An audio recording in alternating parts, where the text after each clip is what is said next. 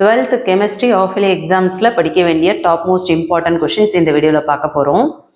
ஆஃப்லே எக்ஸாம்ஸில் நம்ம வந்து full portion எக்ஸாம்ஸ்க்கு தயாராக போகிறோம். ஸோ வால்யூம் 1 வால்யூம் 2 இது ரெண்டுமே நம்ம படிக்கணும் இல்லையா? ஸோ இந்த நேரம் மாணவர்களோட மனநிலை என்னவா இருக்குது? என்னடா இது தெரியாமல் சயின்ஸ் குரூப் எடுத்துட்டோமே, அதுவும் இந்த கெமிஸ்ட்ரி இருக்கே அப்பா படிக்க படிக்க படிக்க படிக்க வந்துக்கிட்டே இருக்குது. ஒவ்வொரு ஈக்குவேஷன்ஸும் புரிஞ்சு படிக்கிறதுக்குள்ள மண்டை காயுதுரா சாமி அப்படின்னு உங்களோட புலம்பல் என்னால் உணர முடியுது.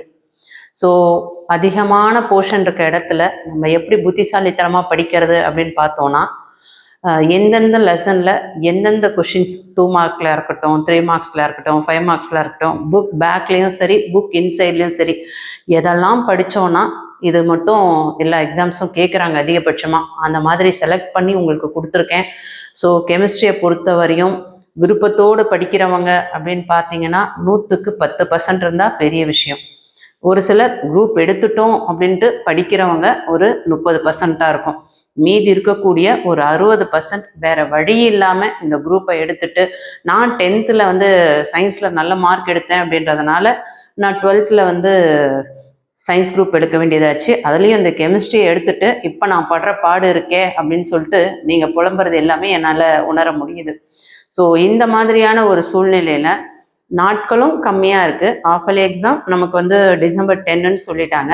ஸோ இன்னைக்கு டேட் பார்த்திங்கன்னா 18 ஆகி போயிடுச்சு. ஸோ இந்த இடத்துல ஒரு 12 டேஸ் இருக்குது. அடுத்த மாதத்தில் நமக்கு எப்படி பார்த்தாலும் ஒரு 8 டேஸ் இருக்குது.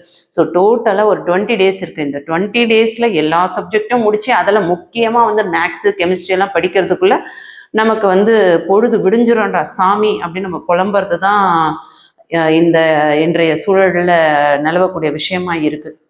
ஸோ இந்த இடத்துல வெறும் இம்பார்ட்டன்ட் கொஷின்ஸ் மட்டும் படித்தா நல்ல மார்க் எடுக்க முடியுமா அப்படின்ட்டு நீங்கள் ஒவ்வொரு வீடியோலையும் கீழே கமெண்ட்டில் கொடுக்குறீங்க.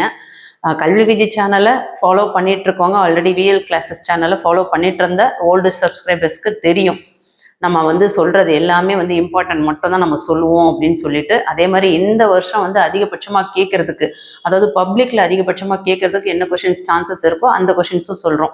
ஸோ ஆன்ட்டி சொல்லக்கூடிய கொஷின்ஸை தயவு செஞ்சு அதில் எதுவும் ஸ்கிப் பண்ணாமல் நான் சொல்லக்கூடிய கொஷின்ஸை மட்டும் நீங்கள் படிச்சிங்கனாவே கண்டிப்பாக சொல்கிறேன் 75க்கு 70 கண்டிப்பாக எடுக்க முடியும். ஏன் அந்த 5 மார்க்ஸ் அப்படின்னா 1 மார்க்ஸ் நல்லா தரவாயிடுங்க. அதில் நம்ம வந்து கம்பல்சரி கொஷின்ஸ் வந்து மார்க்ஸ் ஸ்கோர் பண்ணுறது கஷ்டமாக இருக்கும். ஸோ கம்பல்சரியில் நமக்கு ட்விஸ்ட் வச்சுட்டாங்க அப்படின்னா கண்டிப்பாக நம்ம வந்து மார்க்ஸ் ஸ்கோர் பண்ண முடியாது. ஸோ உங்களுக்கு ப்ராப்ளம் சம்ஸு அடுத்த வீடியோவில் சொல்கிறேன். ஸோ இப்போதைக்கு உங்களுக்கு 2 மார்க் கொஷின் 3 மார்க் கொஷின்